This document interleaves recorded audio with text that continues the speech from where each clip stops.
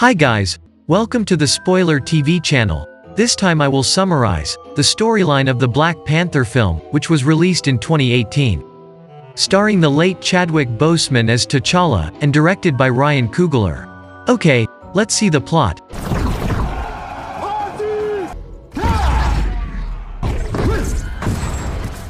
Millions of years ago, a meteor made of vibranium, the strongest substance in the universe, hit the African continent.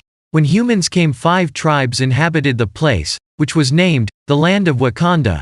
But the 5 tribes fought each other for vibranium, until finally a warrior was visited by the goddess Panther, who led him to a heart-shaped herb.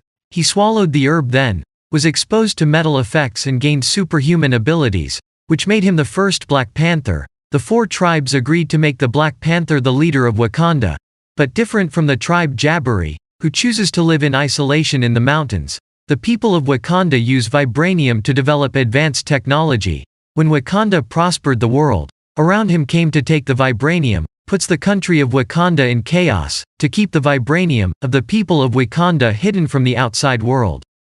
Long story short, in 1992, the King of Wakanda named T'Chaka met his sister Njobu, who worked as a spy in Oakland, California.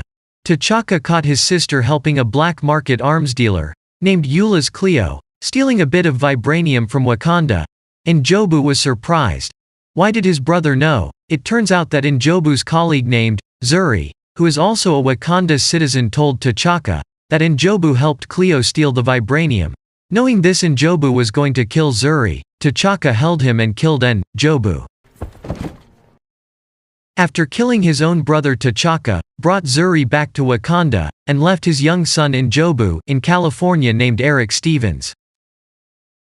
In the present day, after T'Chaka's death, his son T'Challa is about to return to Wakanda to take over the throne, but he and Okoye, regiment leader Dora Milaje, first withdraws T'Challa's ex-lover Nakia from his spy duties in Nigerian jungle, so that Nakia can attend the T'Challa coronation ceremony.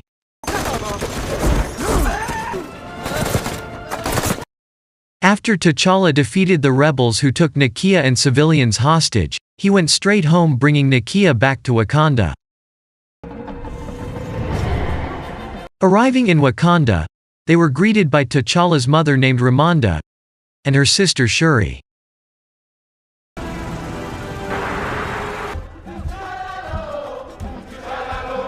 The next day, a fighting ritual ceremony was held, where the leaders of the 4 tribes in Wakanda would challenge the Prince of T'Challa. If anyone wins against T'Challa, then the winner will become King of Wakanda, but the 4 tribes do not want to fight T'Challa. Tribe will not challenge. At that time, the Jabari tribal leader came to oppose T'Challa. T'Challa gladly accepted. I accept. Zuri, who is now a spiritual expert in Wakanda, prepares the 2 of them, and the battle begins.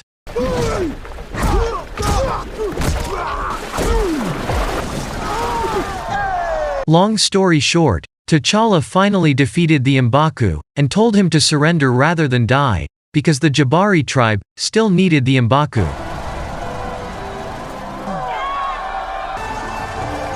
Wakanda forever! After the traditional ritual battle, T'Challa performs the next ritual, which is drinking a heart-shaped herbal liquid. Then he was buried, where this T'Challa met the Black Panther ancestors, including T'Challa's own father. I want to be a great king, Baba. After T'Challa woke up, he officially became the King of Wakanda, and a Black Panther warrior.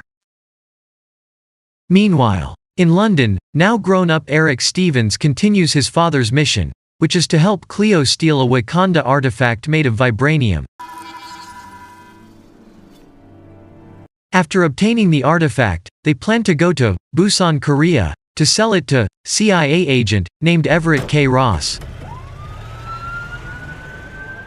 Received information that Cleo has stolen Wakanda artifacts at the London Museum, and will sell them in Korea. T'Challa, with Okoye and Nakia, intends to take back the artifacts.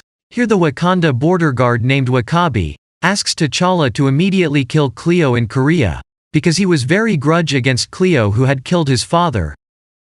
Before launching into action to capture Cleo, Shuri, who is the head of technology research in Wakanda, introduces T'Challa's 2 new Black Panther costumes, and T'Challa prefers a less flashy costume when in the outside world. The costume has nanites technology. In case of an attack, the costume can absorb it, then released back with electromagnetic wave energy. Delete that footage. Long story short, T'Challa, Nakia and Okoye headed to the black market at an offline gambling place in Busan, Korea. T'Challa met Ross, who turned out to have known each other in the Civil War movie.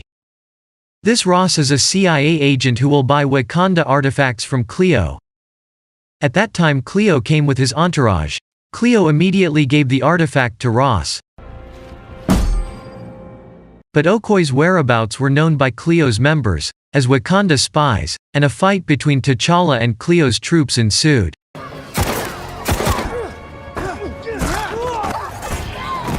When T'Challa is about to catch him, Cleo manages to escape by guessing T'Challa first. But T'Challa didn't let Cleo get away with it. He and the others chased Cleo's party.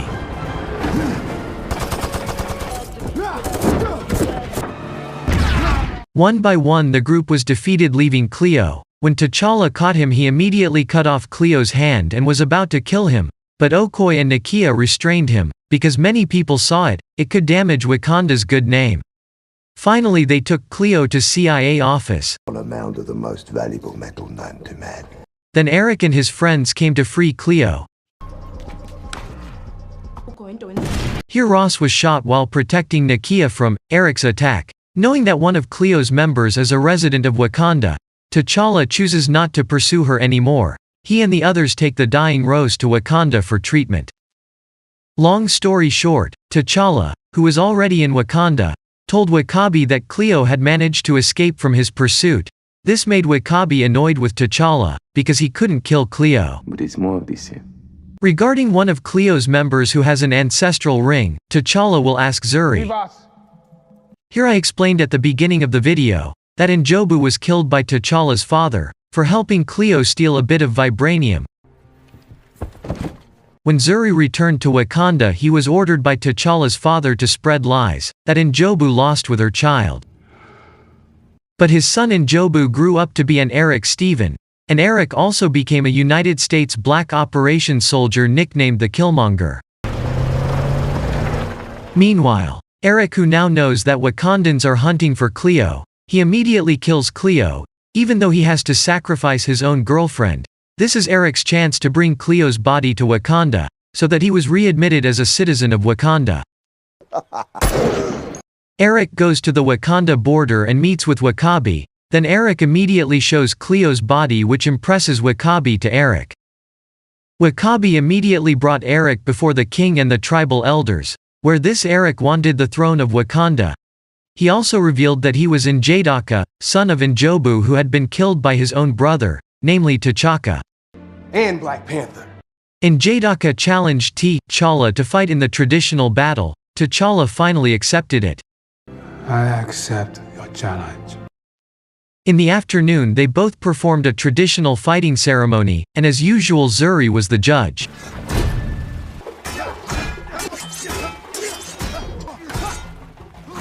Here, Erik managed to defeat T'Challa For my father. I am the cause of your father's death. and kill Zuri. Because of the actions of Zuri, his father was killed. Then Erik threw T'Challa into a waterfall. T'Challa allegedly died from the fight. T'Challa's mother and sister fled for fear of being killed by Erik. As usual, after winning the traditional battle, Erik drank the herbal liquid to become the Black Panther. After finishing, Erik ordered the herbal shaman to burn all the herbs, Burn it all! so that there would be no more Black Panthers in Wakanda. But Nakia secretly took one herb without Erik knowing. Then he invites Ross, who has recovered, to flee into the forest to meet T'Challa's mother. A friend of T'Challa's, he saved my life. Erik Killmonger, supported by W'Kabi and his army, orders the others to distribute shipments of vibranium weapons to Wakanda spies around the world, so that they can help the African people who are always being oppressed. While Nakia, Suri and Ross went to the Jabari tribe for help, when they were in front of M'Baku, Nakia gave a potion to M'Baku, so that M'Baku could defeat Erik Killmonger. Come with me.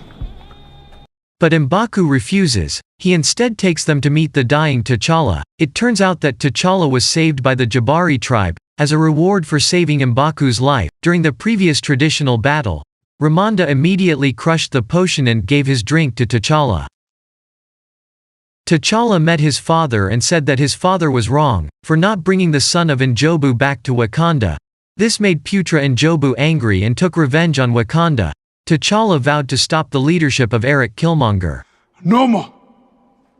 When T'Challa wakes up, Shuri gives T'Challa a Black Panther costume necklace, the costume being the only hope to stop Erik. Before leaving, T'Challa asked M'Baku to hide his mother in M'Baku's place, while Nakia, Shuri and Ross go with T'Challa to get rid of Erik. At the door of the Vibranium mine, Erik launches a plane carrying tank destroyer weapons towards the Wakanda spies in New York and Hong Kong. But the plane is destroyed by T'Challa. Erik immediately ordered another plane to fly. Seeing T'Challa still alive, W'Kabi and his army attacked T'Challa.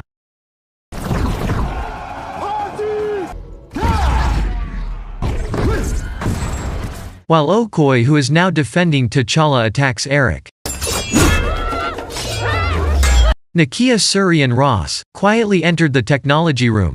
Here Ross was asked to control the jet from afar, to destroy the plane carrying vibranium weapons. While Shuri and Nakia helped Okoye attack Erik. Shuri almost catches Erik, but because his costume contains elements of Nanite's technology, Erik manages to strike back at Shuri and is about to kill him. T'Challa, who saw him, immediately approached Erik and took him down into the mine.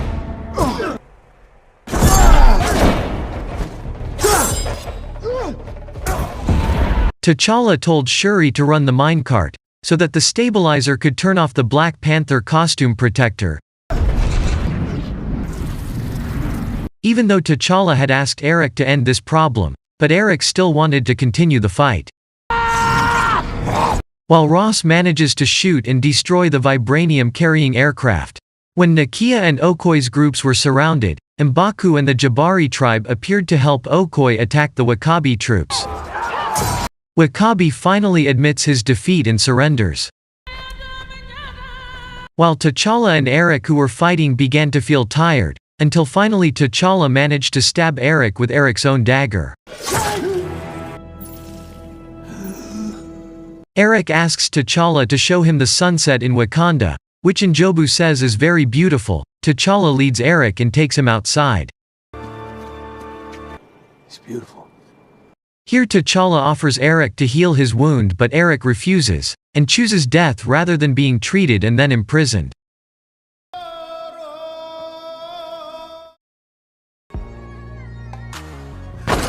After the chaos in Wakanda, T'Challa buys the building where N'Jobu died, to become a Wakanda International Aid Center, which will be run by Nakia and Shuri.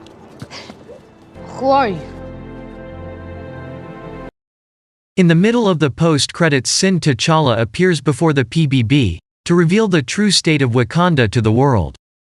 And in the post-credits scene of Shuri helping Bucky Barnes in his recovery. The film ends. Bucky. Okay guys, that's the plot of the Black Panther film. I hope you guys are entertained by the storyline that I bring. And always, thanks for watching.